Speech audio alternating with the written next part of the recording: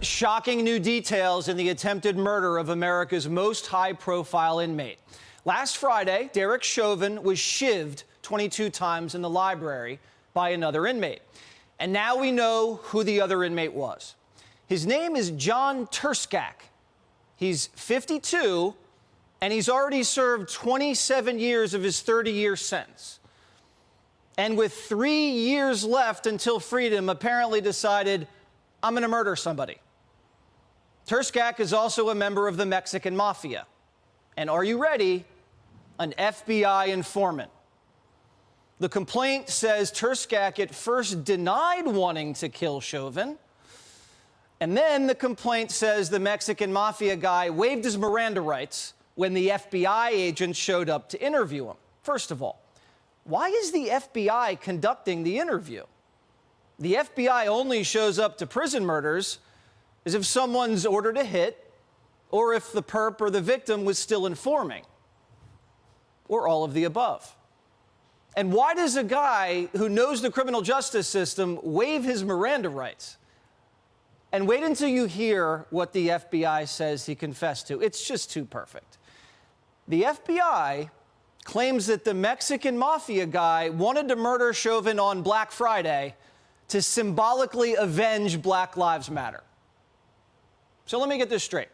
The Mexican Mafia member who poisoned blacks his whole career with drugs and who was incarcerated during the Black Lives Matter movement is a social justice warrior. And anybody who knows anything about prison knows the Mexicans stay with the Mexicans, the blacks stay with the blacks, and the whites stay with the whites. Mexican inmates don't just start murdering white inmates to show solidarity with black inmates. Maybe. But here's what's mysterious. Turskak is listed as white, and the origin of his name is Croatian. Now, how many Croatians do you know in the Mexican Mafia? I didn't know the Mexican Mafia was so diverse. So this woke Croatian Mexican mobster FBI informant has been suddenly moved to a new federal prison. For whose protection exactly? We're not sure. And Turskak's history with the FBI is fascinating. He flipped on the Mexican mob back in the late 90s and helped the FBI lock up more than 40 of his fellow gangsters. He admitted to carrying out a number of crimes while working as an undercover FBI informant, but was furious during his sentencing and told the judge the FBI made him do it. Quote, I didn't commit those crimes for kicks. I did them because I had to if I wanted to stay alive. I told that to the FBI agents, and they just said, do what you have to do. Liz Collins produced a very eye-opening documentary on the death of George Floyd called The Fall of Minneapolis. And Liz joins me now. Liz, this is getting stranger by the day. How do you think this went down? Yeah, this certainly took another turn yet today. It was just yesterday that Derek Chauvin's family, in fact, heard that he'd been stabbed 22 times. He described it to them as in being sort of a media center where he was making copies at the time. And he told them, that he was attacked from behind. He tried to fight him off, but every time he did, he was stabbed again with some sort of makeshift knife that this guy had. So there are so many questions about where the guards were at this point, why this guy wasn't being watched. His family is obviously very fearful of all of this. We know that he's using a walker at this point, so they still don't know the extent of his injuries.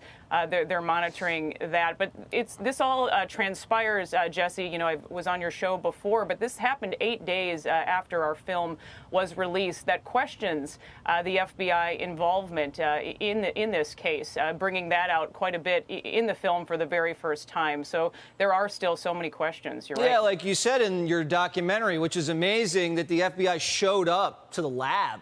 And it's interesting here, the FBI shows up to the prison after the stabbing, and then the Mexican Mafia guy's story changes.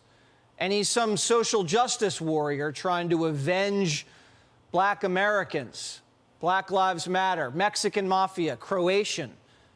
Does that add up? No, there's so much that just doesn't. Derek Chauvin has been in this medium security facility for 15 months now with no issues. His family has been there several times to visit and is in touch with him quite often. We've talked to him as well, of course, for the film. So the timing of this is very suspicious. And also, let's not forget here that the only person to receive an update on Derek Chauvin's condition after this happened is the man who put him behind bars in the first place. And that's the Attorney General of Minnesota, Keith Ellison. He heard about all of this and was updating the media in Minnesota that Derek Chauvin was stable and that he would survive. And that happened days before his own family got word of anything about his condition at all. Yeah, Liz, if you're going to do this symbolically, you don't pick Black Friday.